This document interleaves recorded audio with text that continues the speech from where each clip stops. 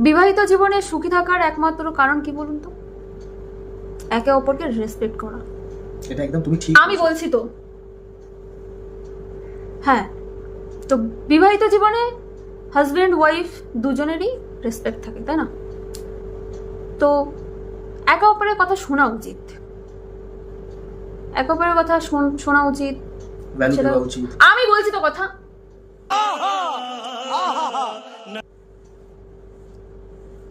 একে অপরের কথা শোনা উচিত, কথাগুলো ভ্যালু দেওয়া উচিত, সামনে মানুষটা কি বলতে চাইছে তার মনের কথাটা বোঝা উচিত।